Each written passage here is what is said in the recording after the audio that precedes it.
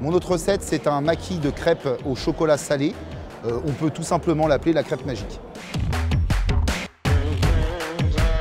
Cette recette, je l'ai appelée la crêpe magique, tout simplement parce que c'est une crêpe que tout le monde peut manger. Elle est sans gluten, sans œufs, sans lait. Vous me direz qu'est-ce qu'il y a dedans? On y arrive. Pour cette recette, tout réside en fin de compte dans les éléments qu'on va choisir pour remplacer l'œuf. Et ce seront des farines et également de la fécule de maïs. Je mélange de la fécule de maïs, de la farine de pois chiche, de la farine de sarrasin, l'élément qu'on retrouve dans toutes les crêpes à la base, et pour finir de la farine de riz. J'y ajouterai du jus de soja, du sucre et un peu de vanille. Et ensuite, chez vous, surtout si votre pâte vous paraît un petit peu épaisse, n'hésitez pas, comme pour une pâte à crêpes où on rajouterait du lait, là, rajoutez un petit peu de jus de soja.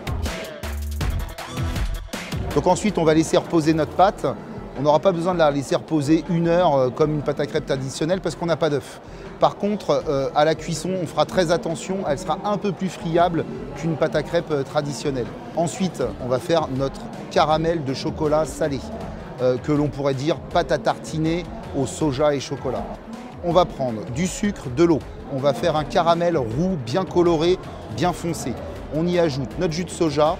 Pour finir, un petit peu de sel et on attend que la masse redevienne liquide. On viendra par la suite ajouter du chocolat pour que notre masse épaississe. On met au frigo et on n'a plus qu'à tartiner. Pour le montage, je vais prendre ma crêpe, je vais venir mettre du chocolat sur la partie basse de ma crêpe à la moitié, jusqu'à la moitié et je vais mettre un tout petit peu de chocolat sur le haut de ma crêpe. Je vais rouler ma crêpe comme un maquis et faire des petits tronçons. À côté de ça, je vais prendre du mascarpone, je vais mettre de la vanille, un petit peu de sucre glace.